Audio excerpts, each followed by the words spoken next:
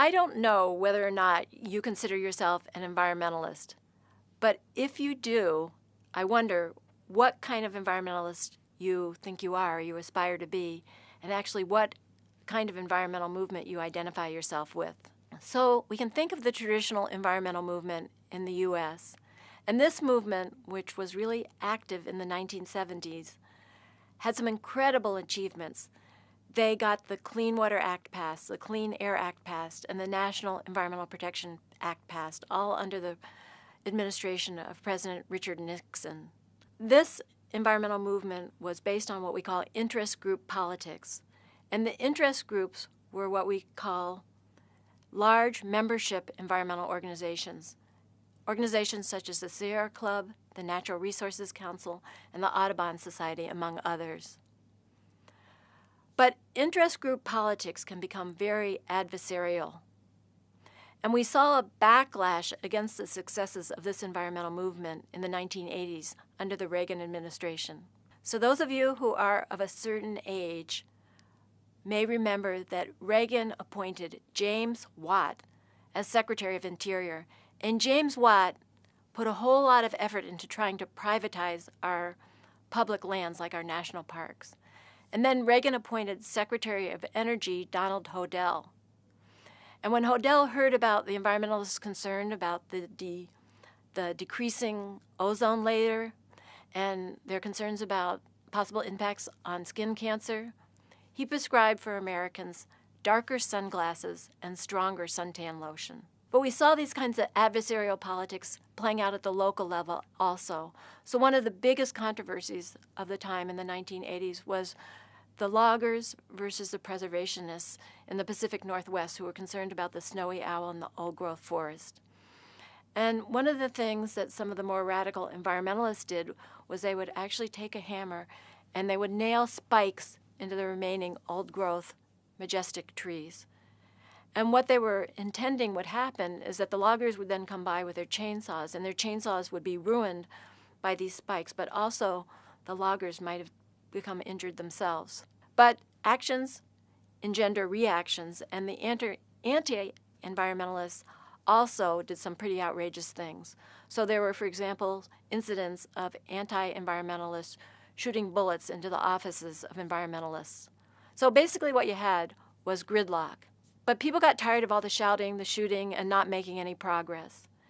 And one of the first groups actually to try and overcome this gridlock were loggers and environmentalists in the Pacific Northwest who had fought these very bitter battles over old-growth forest.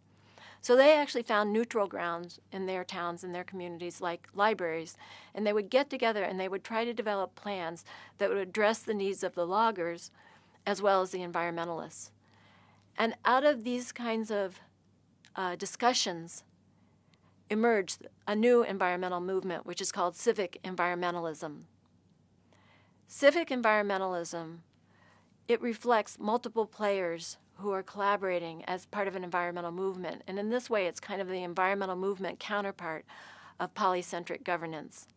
The political scientist DeWitt John has outlined 4 steps of civic environmentalism. And I'm going to use the Chesapeake Bay Foundation, which is about saving a treasured resource, as an example or a case study to illustrate these 4 steps. So the first one is about mobilizing social capacity. And in 1964, a group of Baltimore businessmen, and they also happened to be not just businessmen, but also recreational users of the Chesapeake Bay. So they were sailors, waterfowl hunters, and fishermen. And they were very concerned about problems looming on the Chesapeake Bay. Too many boats, too many people, too many houses, and inadequate sewage treatment. So they scheduled a meeting with their congressman, and they were hoping to seek his help. The congressman, whose name was Congressman Morton, responded that they couldn't expect government to fix all the Bay's problems. And Congressman Morton said, "There is a great need for a private sector organization that can represent the best interests of the Chesapeake Bay. It should build public concern and then encourage government and private citizens to deal with these problems together."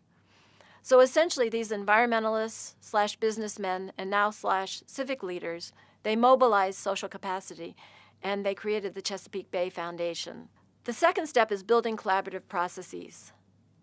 And some people who are actually engaged not in the Chesapeake Bay Foundation, but in the old growth forest disputes and then later collaboration, talked about building collaborative processes this way.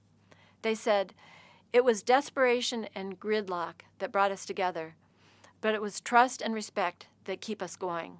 So building collaborative processes works best locally because people have an attachment or a sense of place, a place attachment to a local resource. And it may not be something as large as the Chesapeake Bay. It may be a tributary, a small tributary to the Chesapeake Bay. So also in local places, people know each other.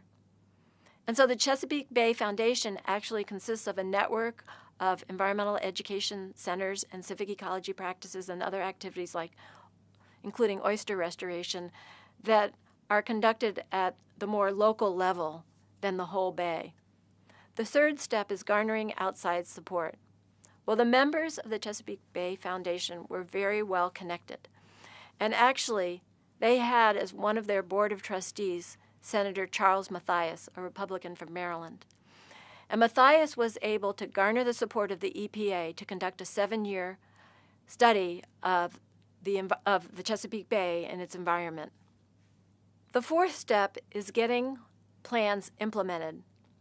In 1983, so nearly 20 years after those businessmen first went to Congressman Morton seeking help, the governors of 3 states in the Chesapeake Bay watershed, Maryland, Virginia, and Pennsylvania, as well as the mayor of Washington, D.C., hammered out a Chesapeake Bay agreement for cleaning up the bay. So I'm going to summarize. What is civic environmentalism? Civic environmentalism is a new environmental movement that's an alternative to adversarial politics and the interest group environmental movement. It brings multiple voices to the table to seek collaborative solutions, and it's also part of a growing civic renewal movement that's focused not just on environmental issues, but also on social issues like education and healthcare. And finally, the movement kind of grows on itself. As communities take action, they build capacity for future action.